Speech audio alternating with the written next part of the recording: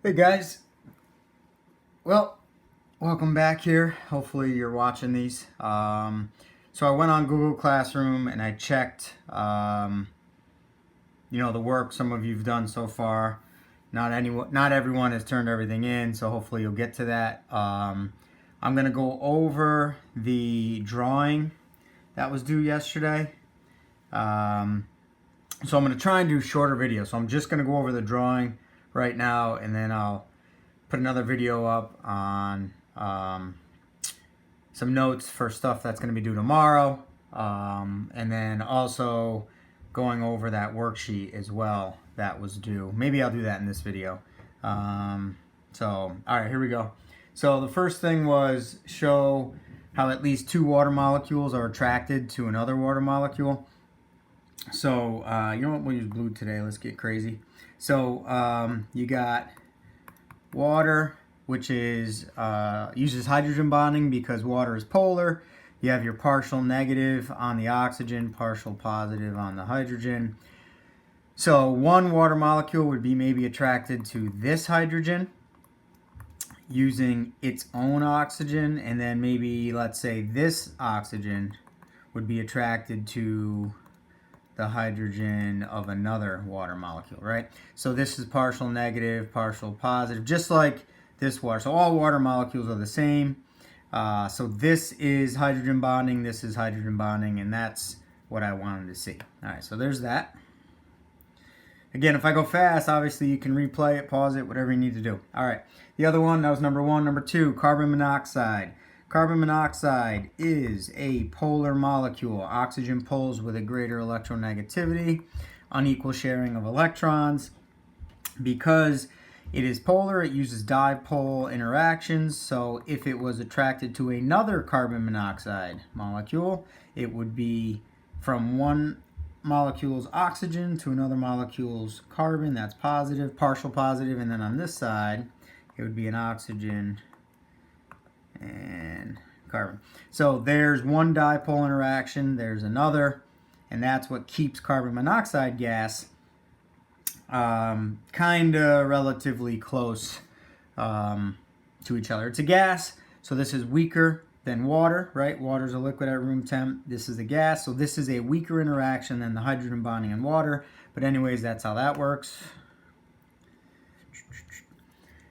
Let's see. If we had some random atom like neon or argon, right? So I gave you just a circle. But if we had, let's say, a neon atom, well, neon's electrons, neon has 10 electrons. At any given time, all 10 electrons may be on one side of the atom or another. You know what? Let's use helium. It's just easier. So if we have a helium atom, 2 valence electrons, 2 electrons total.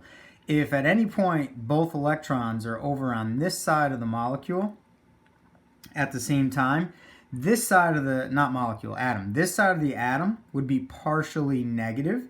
This side would be partially positive. Why? Because the electrons are over here. And this is super temporary because electrons are moving all the time.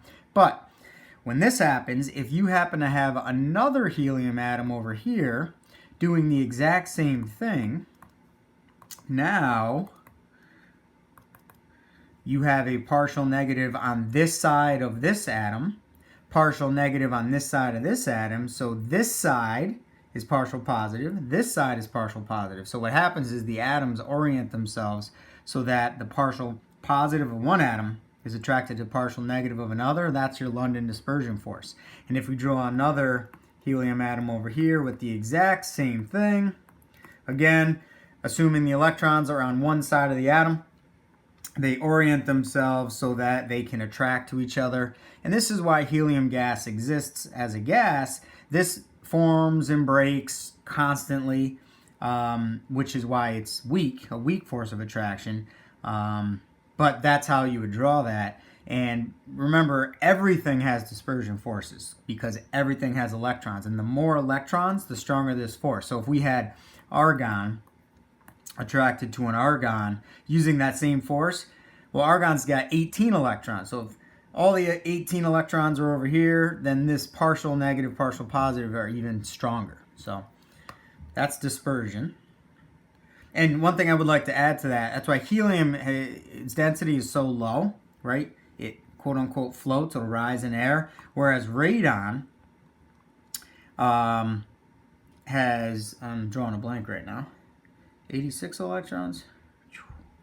Let's see. 86 electron, there it is, 86 electrons. So radon, because it has so many more electrons, when it forms those dispersion forces, even though it's a gas, even though it's weak, it's much more dense, and that's why it actually hangs out in your basement. It actually comes up from the ground, but anyways, it's much more dense because it has stronger dispersion forces. That's the atoms are closer together. Last one, K plus, I minus. You put that in water, potassium iodide. This is just like solutions, right? So it makes sense we're doing that next, or right now. Put this in water. All the oxygens are going to surround the K plus, and all the hydrogens. And I know this gets messy. I did this yesterday, so this is like review. I know this is messy. Sorry, guys. You should be like, I get it. We did it yesterday. And I know I said 2, but I'm drawing more. So basically, I know this is really messy. All the hydrogens on water are partially positive. They're going to be attracted to that negative I minus.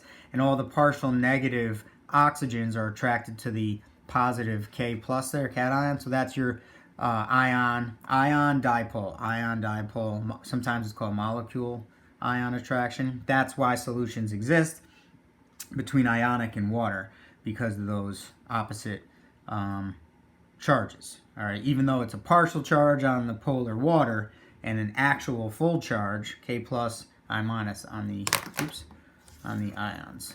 Okay, so that was that. All right, I'm gonna stop this and upload this one, so not every video is super long.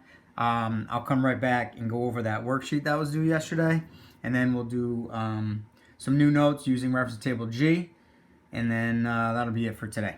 All right.